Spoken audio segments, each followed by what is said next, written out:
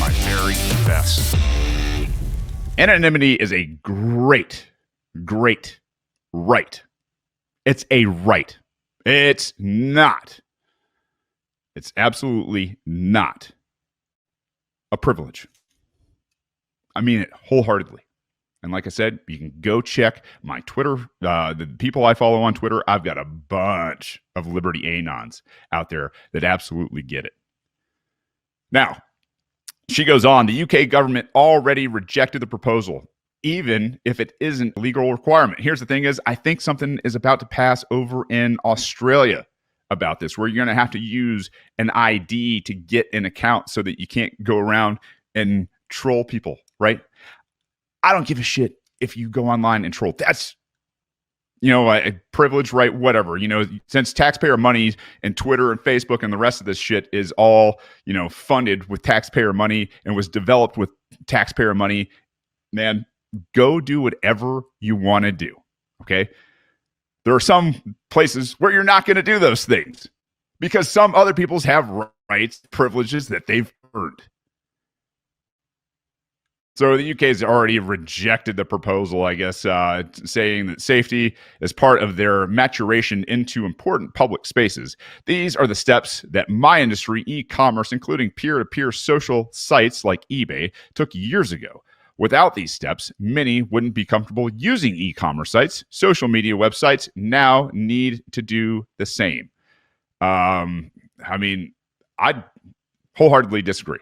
And I'm going to sit here and tell you, there's different stuff out there, and now is the time. Like libertarians, everybody. If you're trying to get away from this stuff, you need to go check out Hive. It's a blockchain social media. It's a bunch of different types of sites. 3Speak is like YouTube. Peak D, I think, is more like Facebook. And I think DBuzz is like Twitter. And they've got other ones. They've got financial sites and everything else. So it's a cool place.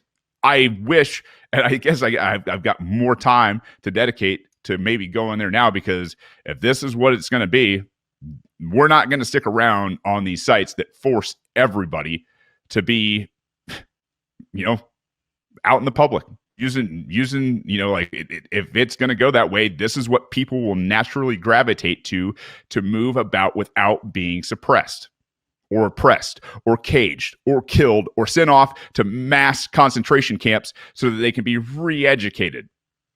Yeah, right. Going to be re-educated. The article goes on. I remember in 2002 hesitating to put my card details into the Amazon site. I am sure many will be just as hesitant to scan their passports or driving license into Facebook or Twitter. That hesitation is understandable, but just as verification and security protected e-commerce from fraudsters, social media can be cleansed of trolls. Oh, the hook. Man, we can cleanse trolls. Listen, I'm not a big fan of asshole trolls, like I said earlier in the show. I'm not. But to be cleansed of them, listen, there's mute buttons, there's block buttons, use them. Report people who threaten you. Seriously, there are some unhinged people in these times because they've been separated from society. They've had the economy crush, which means economy is just crushing jobs, right? Like if the economy's being crushed, it's not just your neighbor getting axed. It's your entire community is losing jobs at a cyclic rate. It's ridiculous.